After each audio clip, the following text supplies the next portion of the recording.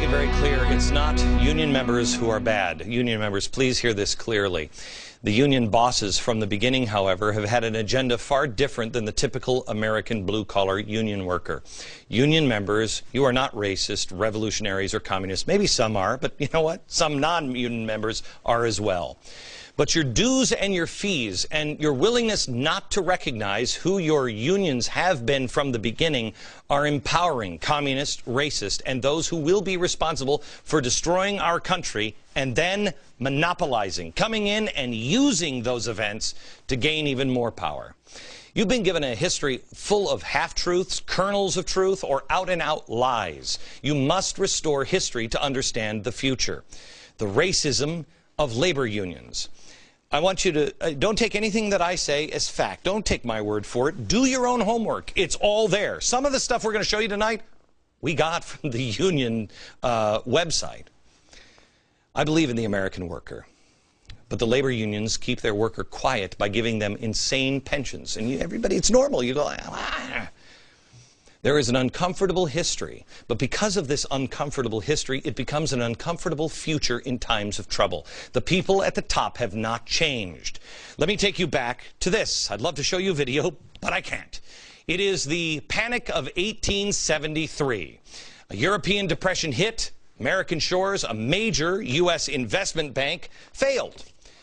Credit dried up, foreclosures increased, banks failed as economic depression swept across the country. The banking house, J. Cook & Company, the major backer of the Northern Pacific Railroad, failed. So, factories closed. Thousands of workers lost their job. Unemployment grew. So did the antagonism between labor and business leaders. Flash forward now to 1877. This is in San Francisco.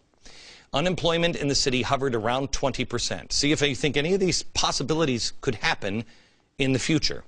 Discontent among the jobless grew, as did support of the labor movement. It was associated with the Marxist International Association of Working Men. Thousands of disgruntled workers gathered in their sandlot near City Hall, where they denounced capitalists, the newly rich, and their favorite scapegoat, the Chinese workers. In July, striking railroad workers in Pittsburgh did this. This one was in Baltimore. This one was in Chicago. This one was in West Virginia. They clashed with militia and deadly results all across the country. In San Francisco, a meeting was held in support of those striking workers. Here it is. California Working Man's Party was born in racism because they found their success in the slogan, "The Chinese must go." Labor leader Dennis Kearney incited anti-Chinese sentiments and hit on workers' anxiety, saying, quote, "We intend to try and vote the Chinaman out, to frighten him out, and if this won't do it, to kill him out. The heathen slaves must leave this coast." The unions had shown their racist bent before. One of the first union labels, remember I said, look for the union label. Here's one of the first ones. This one is for cigars. The cigar was made by white men. This proclamation spelled it out. The labor wanted the Chinese out, and they were successful.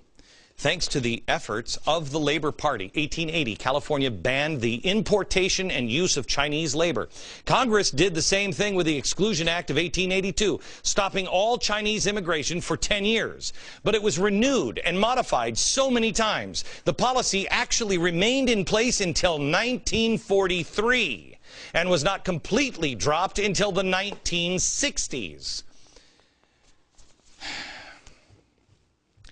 When they weren't racist. How about when they were just threatening? You remember when I showed you this a few weeks ago? This is SEIU. SEIU protesters on the lawn of a Bank of America employee. He was not there, but his teenage son was home and terrified. Let me take you back again to San Francisco and 1877. This guy. Okay, remember this? 1877. This is the same scene, except it's in picture form, because they didn't have a video camera. Labor leader Dennis Kearney and his cronies, they went to the wealthy neighborhoods in San Francisco and told at least one meeting, quote, "A little judicious hanging right now, here and now, would be the best course to pursue with the capitalists and the stock sharps who are all threatening time to rob us." Yet in another meeting, he warned the railroad owners to fire all Chinese laborers. Remember Judge Lynch. That's the labor union. It's the same thing.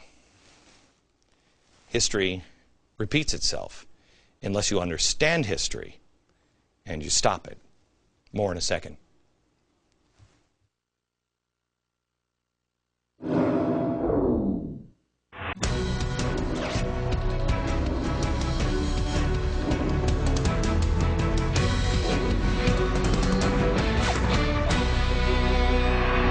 Labor unions have had a long and storied history.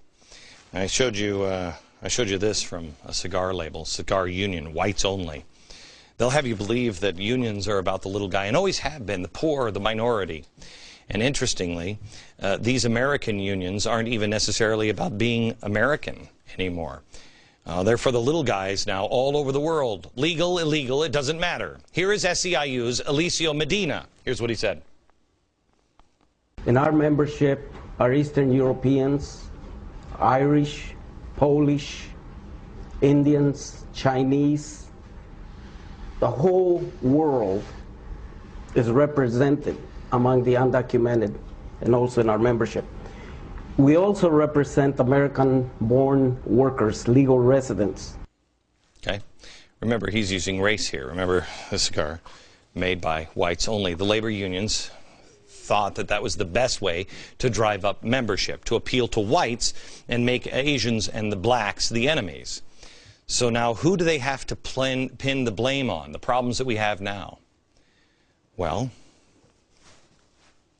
I don't know. Could it be you? Here's another clip of union leadership, this one from SEIU, Executive VP Gary Hudson. Here he is pitting black union members against their white union members face to face. Here he is. I think we got some real problems. I spent a lot of time in Wisconsin and places like that where I have heard some of the most anti-immigrant sentiments around. It's also, and this is where you get the black workers first, it's so rabidly racist. Yeah. till black people get scared. It's like, you know, they don't just mean you. Right. And so you can organize them quicker, like, look at what's there. Got it?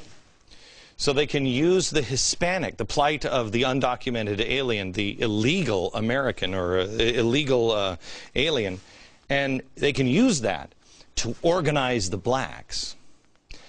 It's a different kind of racist, but it's still a racist. So where does all of this come from? Again, let me give you the history. For most of the first century, American unions promoted affirmative action, except it was for white workers. Trade unions were job monopolies, and most often white job monopolies. California unions, for example, led the campaign against the Chinese immigrant labor. The label of look for the union label, that campaign helped enable consumers to boycott products made by the Chinese workers. Let me go back to this slogan. I remember this as a kid, growing up. Watch.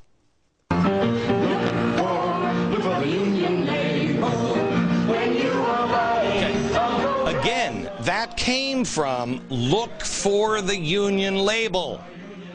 You'll know the Chinese didn't make them. That was the root of this. Then, of course, the cigar cases. I don't know if you can even see this, the cigar cases. Look at this.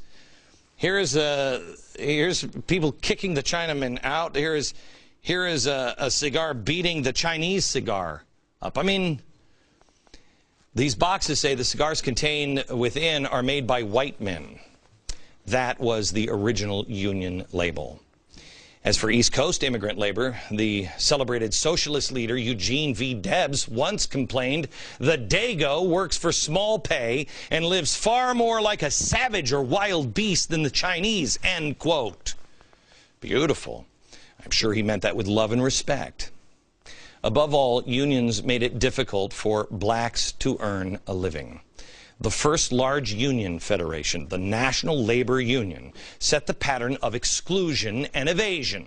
Although it was broadly known that national and local unions excluded blacks either by their constitutions or just informal custom, the Federation claimed that since the Constitution made no reference to the race issue, we didn't have to deal with it.